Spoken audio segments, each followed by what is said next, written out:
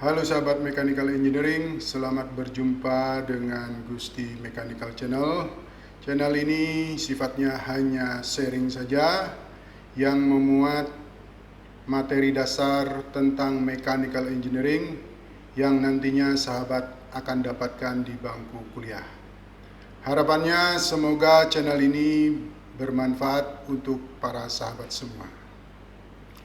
Namun sebelum ke materi, dimohonkan bantuan sahabat-sahabat semua untuk melakukan subscribe, share, dan like, serta jangan lupa mengaktifkan tanda lonceng sehingga para sahabat semua akan mendapatkan notifikasi video baru dari channel ini. Selanjutnya, pada pembahasan gambar potongan, kita akan membahas subbab 4, yaitu strategi melakukan pemotongan.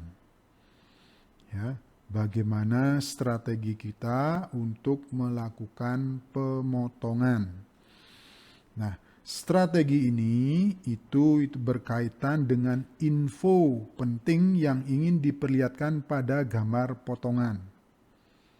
Ya, pada contoh, pada video pembahasan gambar potongan di awal, itu dikatakan bahwa kedalaman dari lubang itu tidak bisa kita cantumkan atau tidak bisa kita perlihatkan.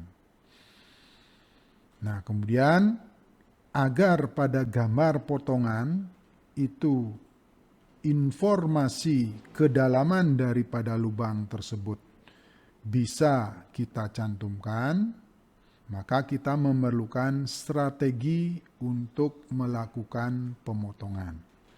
Jadi itu yang dimaksud dengan strategi ini berkaitan dengan info yang ingin kita perlihatkan pada gambar potongan. Nah, strategi yang pertama yang bisa dilakukan itu adalah melakukan pemotongan dengan satu bidang potong. Ya, satu bidang pemotongan. Nah, pada strategi pertama ini, kita bisa melakukan pemotongan melalui sumbu utama atau melalui sumbu simetrinya. Nah, kalau kita melakukan pemotongan melalui sumbu utama atau sumbu simetrinya, maka gambar potongannya itu kita sebut dengan gambar potongan utama. Nah, contoh daripada gambar potongan utama yaitu terlihat pada gambar berikut. Jadi ada sebuah benda, ya, ini fitting, ya, katakanlah fitting gitu ya. Nah, ini kita ingin melakukan pemotongan, ya, dengan satu bidang potong, yaitu di sini, ya, itu di sini. Nah, rambu-rambu, kalau kita melakukan atau meletakkan bidang potong pada sumbu utama atau sumbu simetrinya, itu rambu-rambunya adalah seperti ini. Jadi garis potong itu boleh tidak dicantumkan. Ya, kalau ini bidang potongnya itu terletak pada sumbu utama atau sumbu simetrinya. Jadi garis potongnya boleh tidak dicantumkan.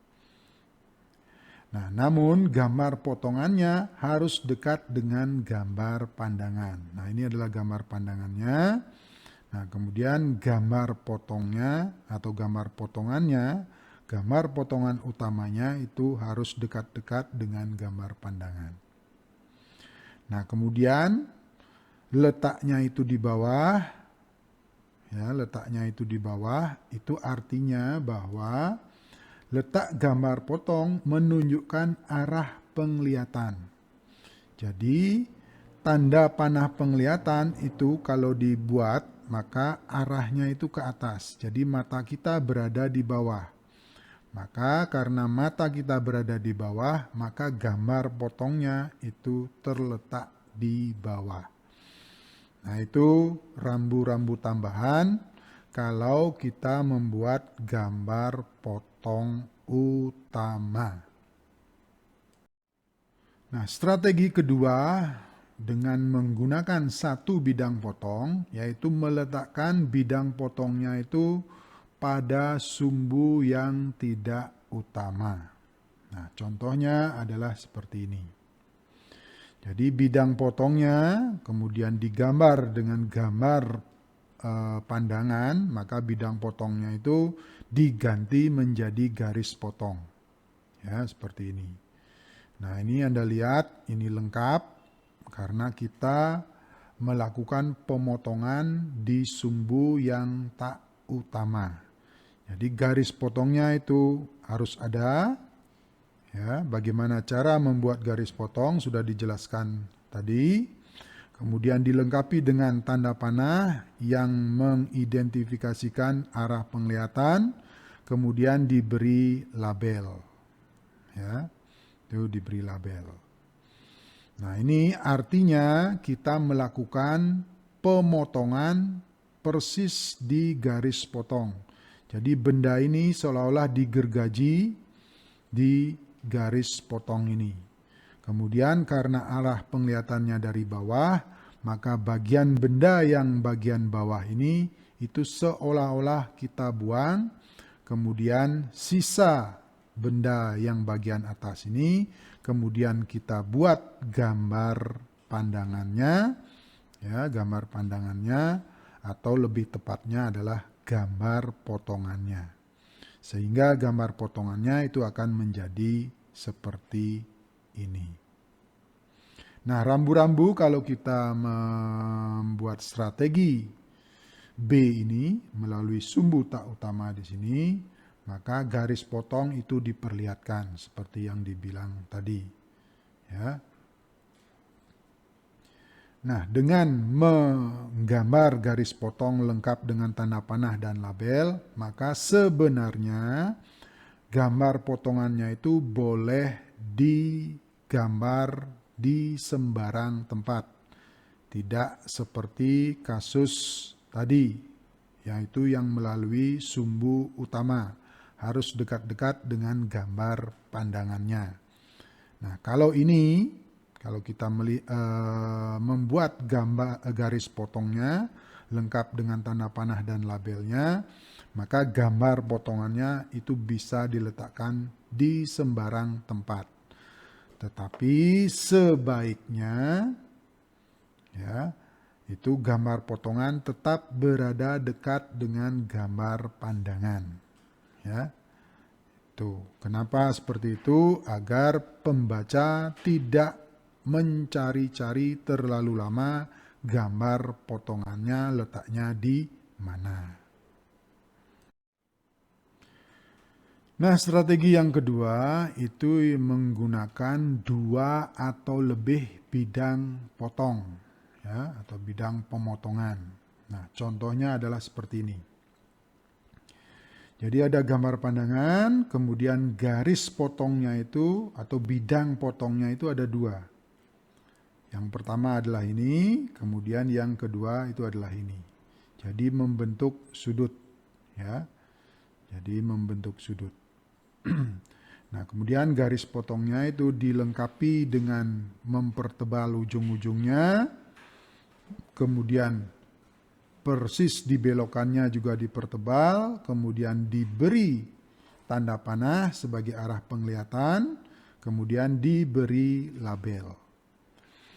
Nah, di sini dilihat bahwa tanda panahnya itu tegak lurus pada masing-masing bidang potong atau pada masing-masing garis potong. Ya, jadi itu. Nih, diperhatikan. Jadi dengan tegak lurusnya arah penglihatan atau tanda panah ini pada masing-masing garis potong, maka gambarnya ini adalah panjangnya R, ya, maka di sini juga digambarkan digambar dengan panjang R. Di sini juga tegak lurus, maka panjangnya di sini adalah R, maka di sini akan dibuat panjangnya juga sama dengan R. Ya, jadi seperti itu. Nah, bagaimana kalau tanda panah yang di sini itu sama sejajar dengan yang tanda panah di atas? Ya, maka gambar potongan untuk bidang di sini itu panjangnya itu tidak R lagi atau tidak sebesar R lagi. Ya, ingat konsep segitiga. Ya, ingat konsep segitiga yang siku-siku. Ya, karena kalau dilihat dari sini yang sejajar dengan arah penglihatan di sini, maka panjang ini di sini panjangnya R, tetapi di gambar potongannya itu tidak kita gambar sepanjang R. Ya, tentu kurang dari R. Ya, ini segitiga siku-sikunya. Ya, sisi miringnya itu R, maka sisi tegaknya ini itu tentu lebih kecil dari R. Ya. Nah, yang kita gambar pada gambar potongan yang sebelah bawah ini itu adalah sama dengan sisi tegak yang sepanjang ini. Ya, kemudian sisanya itu digambar dengan gambar pandangan biasa dari sini, bagian yang sini, ya, itu digambar dengan gambar pandangan biasa. Ya, sehingga garis arsirnya itu hanya cukup sampai di sini. Kemudian yang di sini itu tidak diarsir.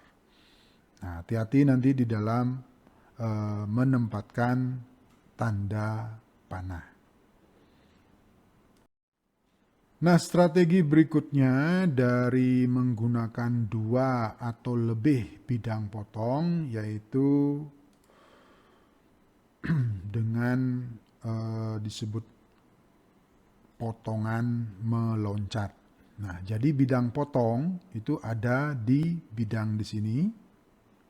Ya, bidang yang ada di sini, kemudian bidang yang di sini. Jadi ada 2 buah bidang potong. Nah, maka ini disebut dengan meloncat. Tetapi garis potongnya itu Anda lihat dilukis atau digambar seperti ini, membelok. Pada ujung-ujungnya dipertebal, kemudian pada saat belokan itu juga dipertebal. Ya, itu. Nah, ingat benda ini kemudian dipotong di sini, ya, sesuai dengan garis potongnya. Kemudian arah penglihatannya itu dari atas, sehingga bagian atasnya itu kita buang. Nah, sisanya itu kita pandang, ya, untuk membuat gambar potongannya. Jadi inilah gambar potongan yang meloncat. Ya, ingat sekali lagi karena bidangnya yang atas dengan bidang yang bawah itu berbeda. Kemudian di sini dipisahkan oleh garis senter lain, maka garis arsirnya itu adalah selang-seling. Jadi untuk menunjukkan bahwa bidang potong yang di sini itu berbeda dengan bidang potong yang ada di sini. Ya, itu. Yang atas dengan yang bawah itu menunjukkan bidang potong yang berbeda. Arsirannya itu ditunjukkan dengan arsiran yang selang-seling di sini. Ya, di sini nih.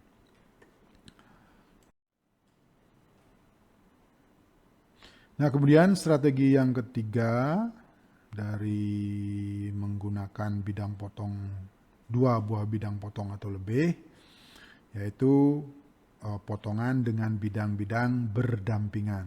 Nah, di sini bidang potongnya ada 3. 1, 2, 3.